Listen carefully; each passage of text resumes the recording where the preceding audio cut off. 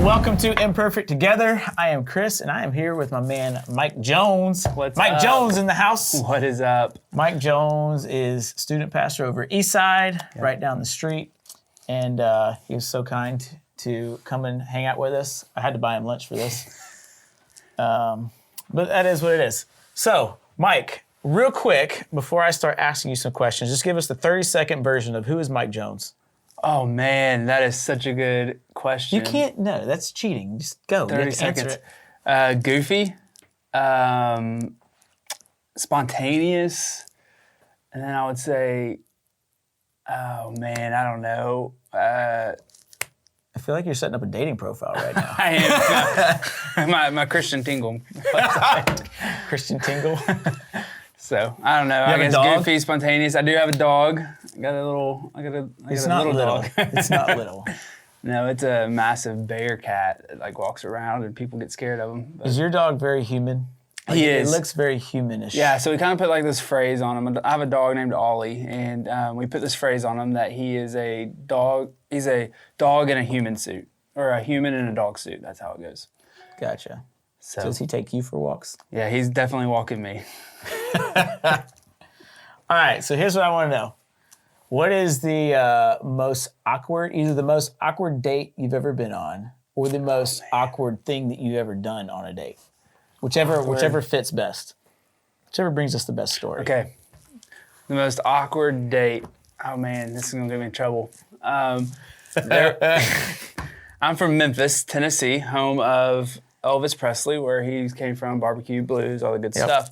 And there was a guy who lived in South Memphis, like in Mississippi, and his whole house was dedicated as memorabilia to Elvis. And so he called it, I won't give out the name because it's totally inappropriate. The dude died in like a gunshot, in a gunfight.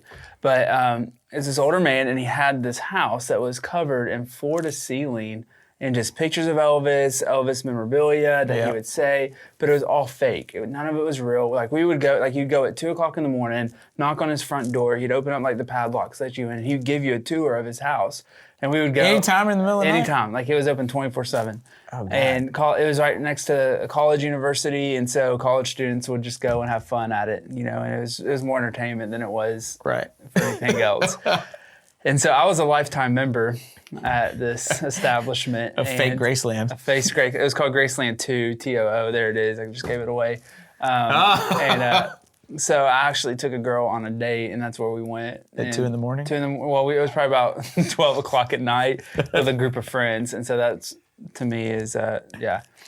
That's probably the weirdest date I've ever been on. I wouldn't even call it a date. Did you get a second date? I did. Oh, it wasn't too bad then. No. There you go. She was impressed by Elvis. She was impressed by Elvis. The best part, though, I got to tell you this real quick, is while we were there, and we're there as a joke, it cost $5 to get a tour, and this dude had an electric chair that was unplugged in his backyard. That's where you took your picture. And so you could go sit in an electric chair, put on the Elvis jacket, and he'd hand you like this pink guitar. Weirdest thing ever. But we were there that night, and a couple showed up who they had driven like 10 hours, and they were huge Elvis fanatics, and somebody, as a joke, told them that's where they needed to go. And so we got to tour this dude's house that he turned every single room into. He didn't have a bedroom, he didn't have a kitchen, he didn't have any bathrooms, so he would go outside, and he just dedicated his whole house to Elvis. And so that's... You guys really like Elvis to do that. He must have. He had all these lies and stories he came up with. It's good. It's entertainment. Would you say that you are a romantic guy? Apparently not. Can be? I think I can be. I'm just curious. So you're single, right? I am single. So if you're watching and you're over 25. Yeah, there's hope. There's you can still be single. I'm going to try and like give you we're going to see if you can like Mike or not, but. Oh, this is what this is. This is why you brought me on. This is really a dating profile. If you could take somebody on the perfect date. Oh, man.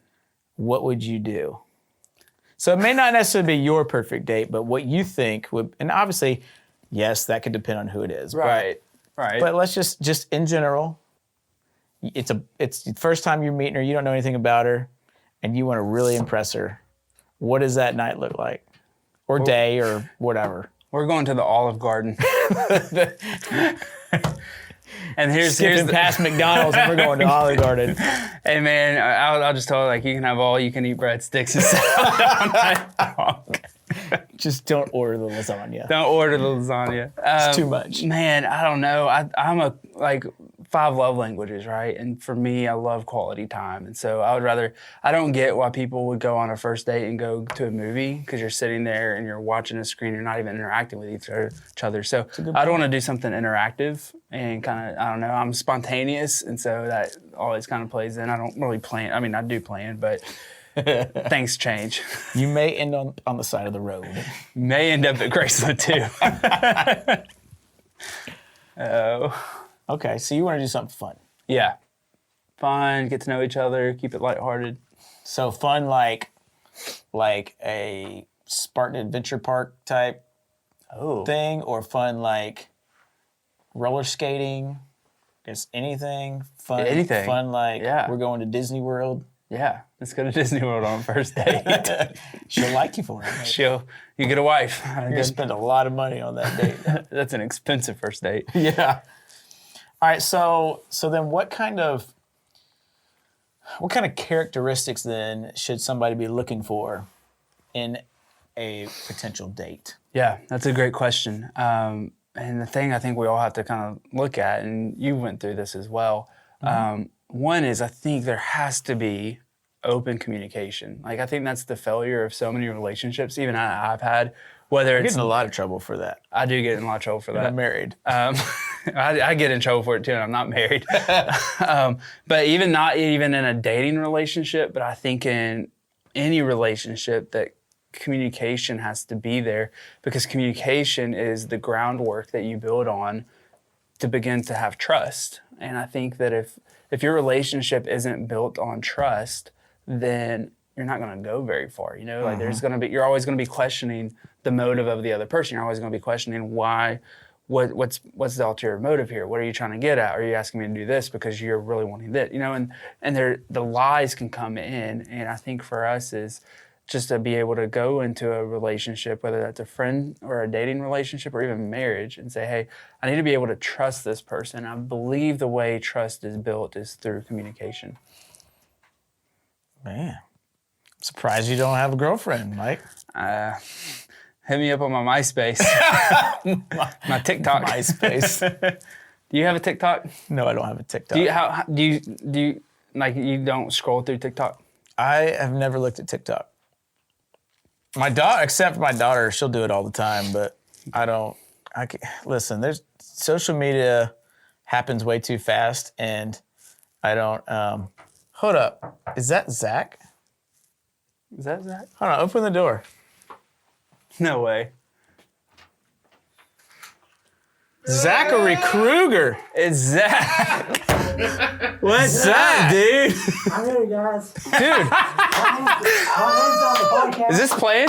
Zach. Yeah, we're rolling. That's played. Zach, are you gonna join us? Yeah, I'm joining you. All right, you want we this need seat? to share. Hold on. We need to share. I'm joining you guys. Maybe like. Oh, here the we end go. of Oh, the you stay table. over there. We'll put it right in the middle. So she. Maybe like down the shoulder. I think you gotta do the 6 feet thing, or just, Yeah, we're gonna do it. that's kind of far away. Yeah, we got So Well, you can be back against the wall. Yeah, we can I squeeze. don't know how to, there's not 6 feet difference in right, here. so Yeah. y'all just hit the ends of the table, and then Okay. that can sit like right. What's up, there. dude? Look, you straddle the thing. Yeah. I'll straddle it. Well, Zachary Kruger. Right here. How's it going, guys? How are you doing, man? Like, can I give you the fist bump? Is that too close? Yeah, does this work for you? Yeah, this works. All right. Well, as you can see, Zach. I'm here. Zach is here. Like he surprised us. I'm here. Listen, this is the first time I've seen Zach since mid-November. Yep. Actually, early November. Yep. Because you were gone that whole week COVID- for COVID you had kids. So COVID almost killed me. So Zach, give us a quick update on What happened? what happened, how you doing now. Well, it started with COVID and then double pneumonia. Then I had some kind of cardiac episode, almost died. Then both lungs collapsed, almost died. And then I was in the ICU for a little bit. And then I almost went septic because of a fungal infection, almost died. And then I somehow defeated that. Well, God did it. So, yeah, I was on a vent, and I was on a whole bunch of stuff, a trach and all that stuff. So it's been crazy. It's been crazy, but Yeah,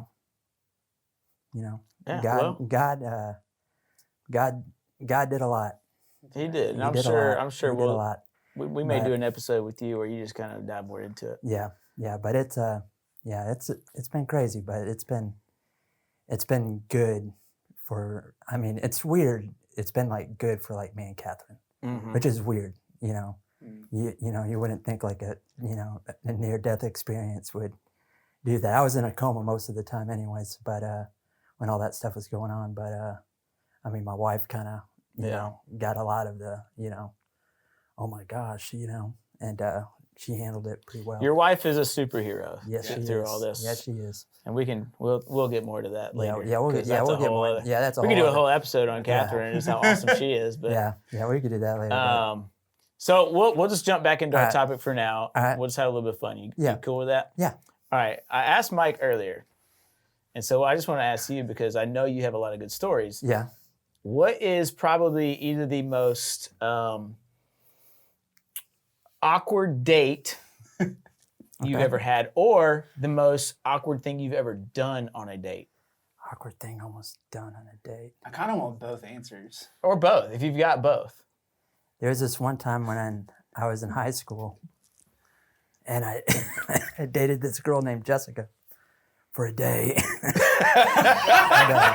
I dated her for a day, and I took her to this place, which I heard it was nice, but it was an all vegan restaurant, and I didn't know, she wasn't vegan at all, but I heard it was good, and I hated it, and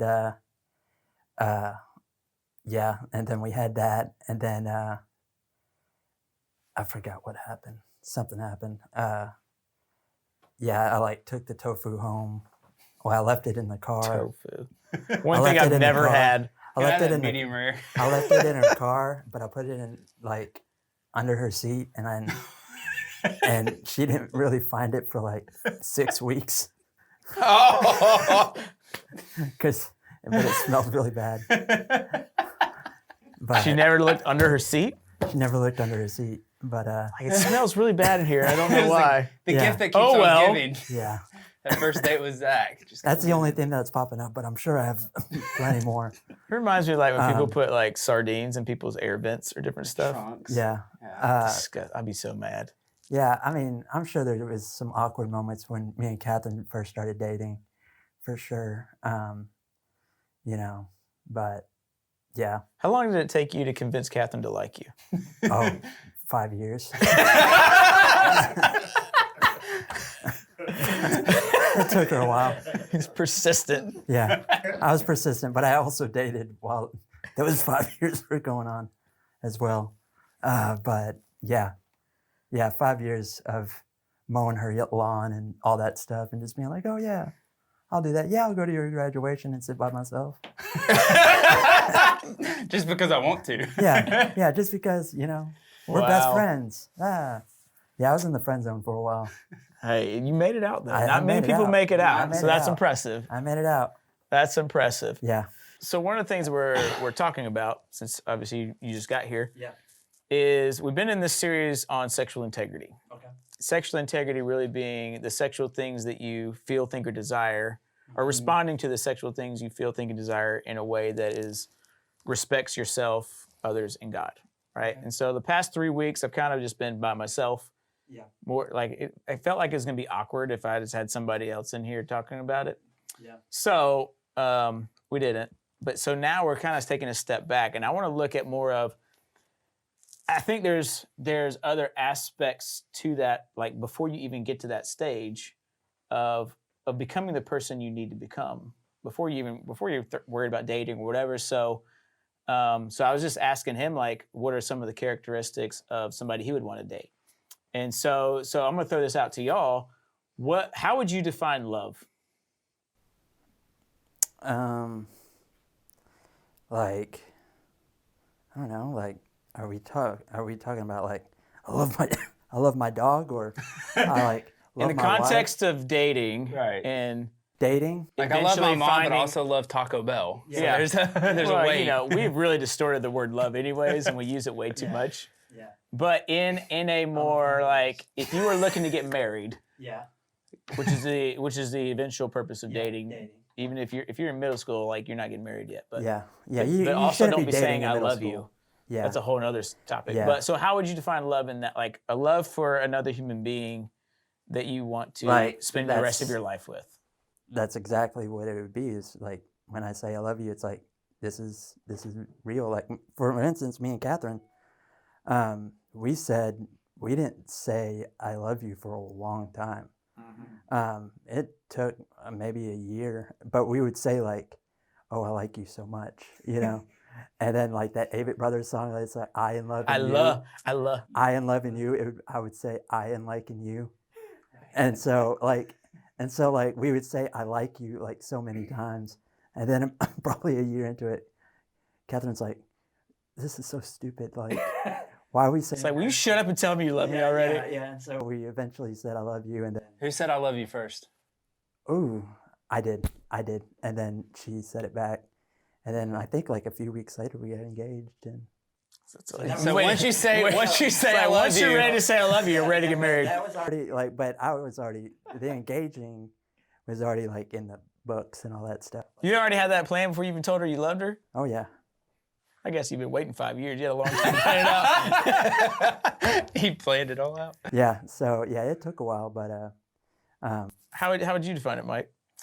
I would say, man, I think love is, you can throw it around like, is love a noun? Is love a verb? Is it like something can be lovely? I honestly think love is an action that you show another human that like, hey, I see especially in a dating relationship, like I see all of your flaws. I see all your mess ups. I know where you're falling short, but yeah, I still am interested into doing life with you from a dating perspective, and also in our friendships and any other relationship. Like I love my friends, and so like I know their shortcomings, I know their faults, I know where they've messed up, but I still love them because that is something that love comes from God. It was His design, and so I think that's for the believer that love is something that we show, and it's also something we are. yeah. Right. Yeah, and I would say even with that, like my dog Sophie, she likes to pee all over the house. I love the dog a lot. Katherine wants to kill the dog. I'm more in Catherine's boat there. But it's like I love you. I love you you enough even though that you to let you pee in my the pee on the floor. But she's also very old and weak. But she smiles when she sees me. You know, like she's happy. As she's peeing on the carpet. She's running. She's just laughing at you is what she's doing. Like, ha ha, clean this up. But yeah, so I may have one less dog next week. Oh. Yeah, that's sad. Anyways, go on. So when you talk about that, I think there's a lot of characteristics that come into love. And it's like, if you've ever been to a wedding, like every wedding uses the same scriptures. Do you take off your shirt when you go to a wedding? I do not. Noted. Go on. Thanks for asking. Appreciate it. This goes back to what I was telling you earlier. So good. Anyways, there are characteristics. Wait, I got a follow-up. Okay. When's the appropriate time to take off your shirt at a wedding? When the right song comes on. So There's not a That could wedding. be during the There's ceremony. not a wedding that I have not been to where I have not taken off my shirt. seriously?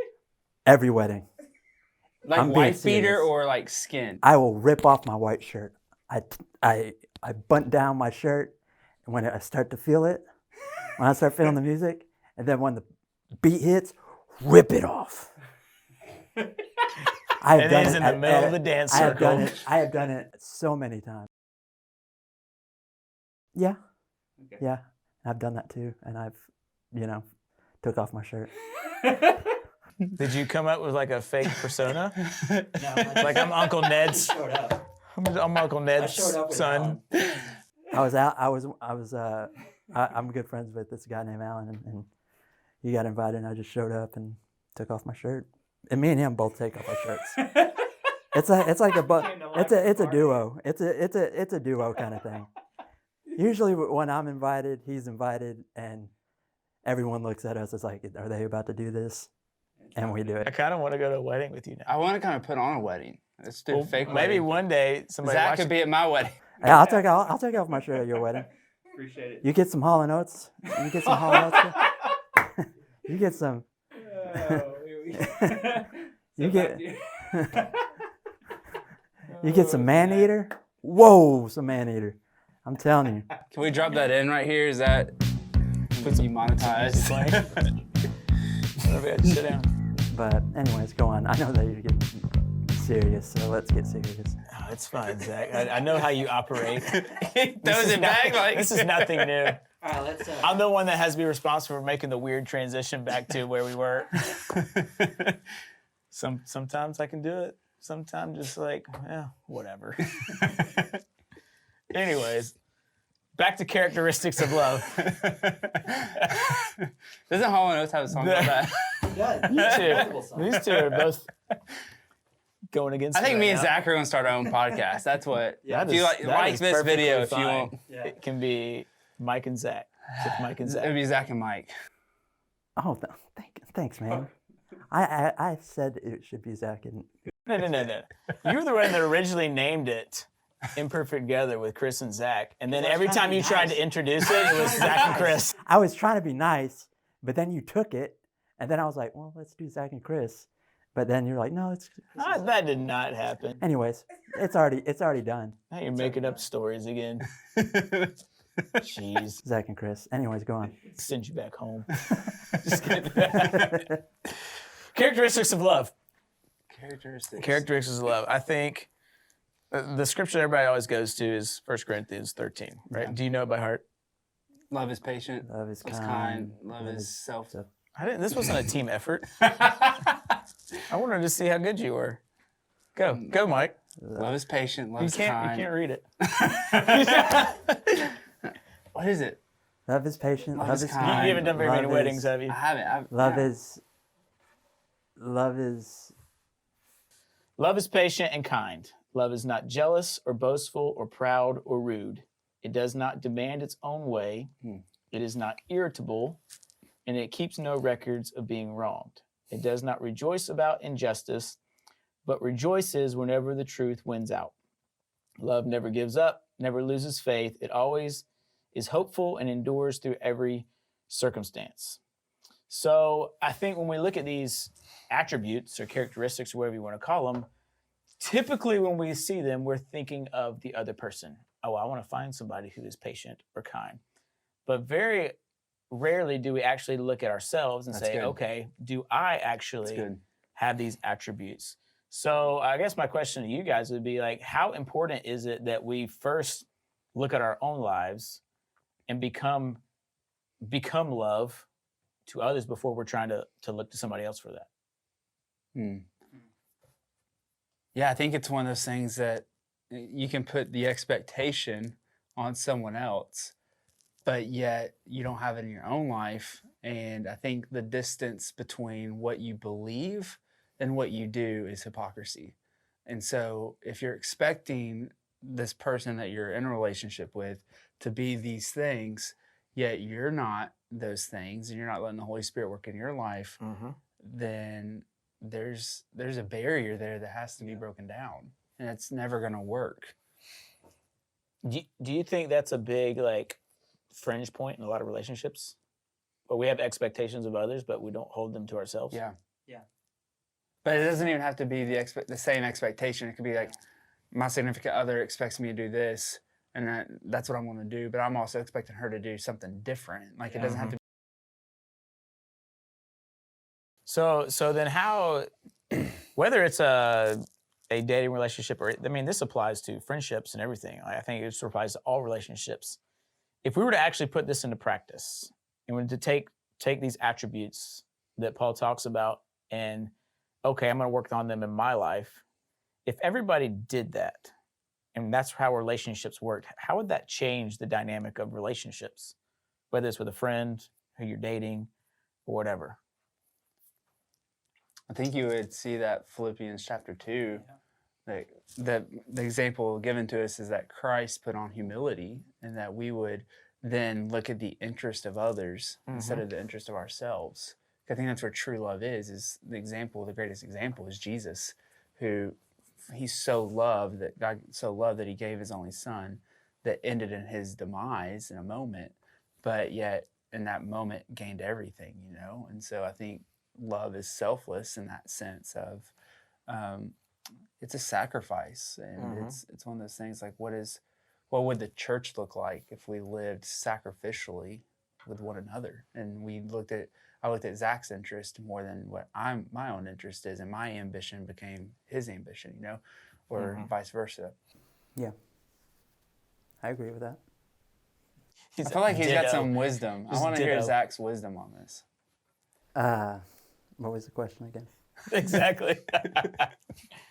How would that change relationships if we actually, If we live by that? if we actually applied this to our? Man, I think it would. I mean, I think it would be great. I think it would be love and peace all around. But the the truth is, it's not that. You know, you see a lot of couples that, you know, a girl's a Christian and she dates a guy that's not a Christian, and you know that girl will, you say, oh, I'll get him to. Yeah. You know, I'll get him to that point. He's such a great guy, but Right. you know, he's such a great guy, but I could change him. Change them. Yeah, and so there's a lot of that, and so with relationships, and you know, and even with friendships, you know, it could go the same way as well. But if we actually applied, you know, love is patient, love is kind, you know, love does not boast, yada yada yada. I think it would be, you know, I mean, that's what God intended for us to do, you know, but we are sinful, you know, like Right. we, you know. Which is why we have to be patient and kind. Right. Yeah, I mean, I'm not patient and kind all the time, you know. No, it's hard to do. It's hard to do, especially when you're in a hospital for 3 months. But yeah, patience was very difficult for me, you know. You slept through half of it. I did. You're right. You're right. I did. Fair enough. But it's this, you know, waking up in the morning, you know, putting on that armor. God, you know, walk through this, you know, like, you know, I'm grabbing onto your cloth, you know, take me where you want me to go, you know, and then from there you'll get love, that patience, that kindness, you know, not boasting and all that. And so, yeah, so that's what I would say about that. I think if I were to put into a phrase, it would kind of be like you have to become love before you start looking for love. So to wrap this up, then, like, what are some very practical ways to do that, right? Because this is hard to do. So what are some very simple steps or very simple things that we could do, or anybody watching or listening could do to say, okay, this is who I need to become. Obviously, I'm not there yet. How can I begin working on that now? What are some practical steps we can take to get there? When I was 8 years old, I ate a caterpillar and I got sick for a week. So don't eat caterpillars. Okay. So you're saying learn from your mistakes. Learn from my mistakes. What was the question again? You did it. He's like, you mission won. accomplished. Practical ways. Practical steps. Well, here's how I would say it is. If you want to become love that we're talking about, then we don't have to look any further than the people closest to you. So for a teenager watching this, how are you loving your parents? How are you loving your siblings? No matter how they treated you, because again, our greatest example is Jesus. And even though they treated him and mistreated him horribly and they killed him, in his very last moments of breath is forgiveness, because that's ultimate love. And so I would ask to see, how are you loving the people around you well? I mean, I think we want to go out and we want to love the world and we want to love as many. We say that and we will put that on a Facebook post or an Instagram post or whatever, but really it starts here. It starts with me. Like, I want to love the people around me so well. And then that will expand into other avenues of relationships. And I think it's all about, I think when it comes to any kind of relationship or any kind of dating or whether it's love even, it's all about stewardship.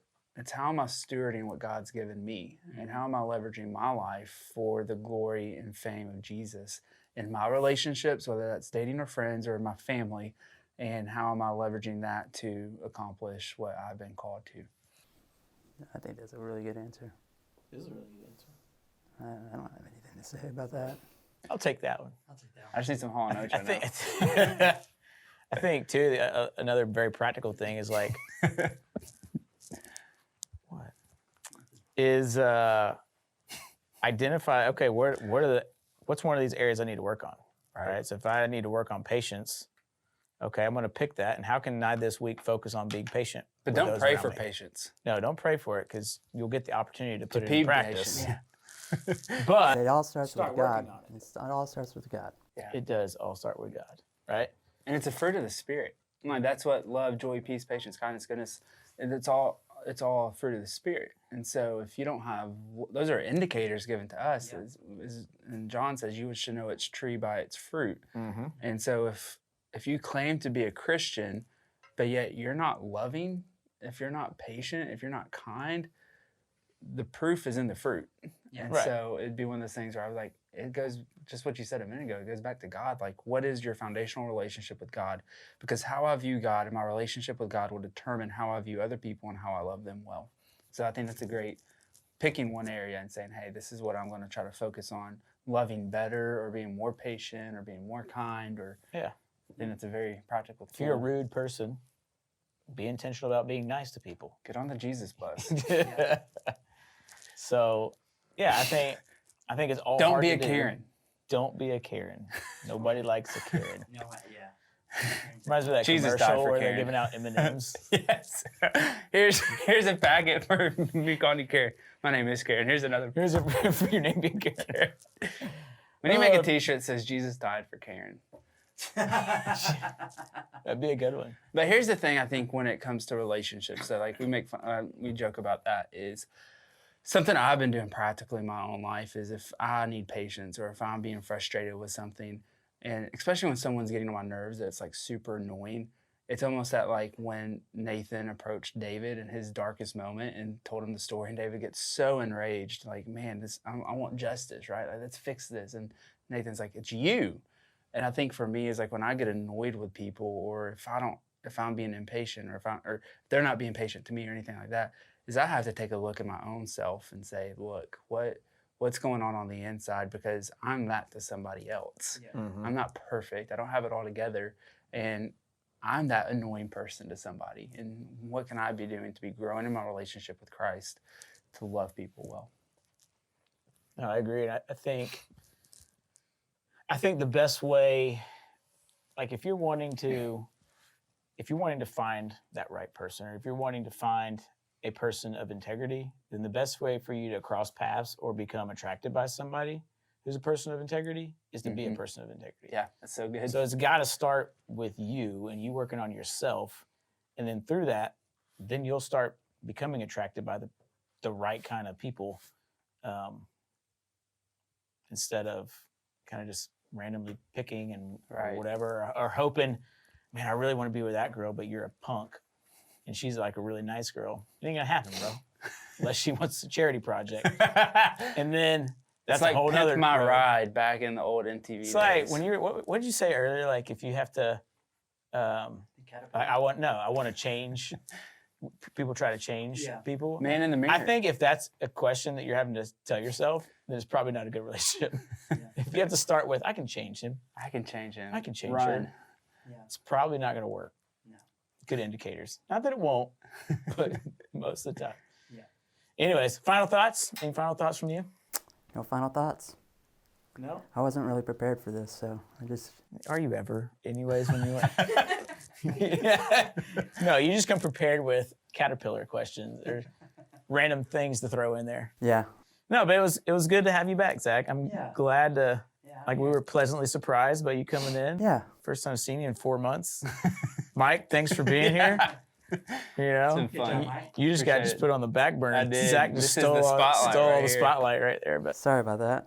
hey, no, we're glad you're back. Yeah. And apparently, you're going to be back from now on out. Yeah. So- I'll be on the podcast. Zach will be, so y'all can start listening. It'll be good again now that Zach's back. Ratings will go up. From the ashes we will rise. Yeah. I'm so humble right now. Anyway, all right. Well, sign us off, Zach. All right, guys. It's been great. Check you guys later.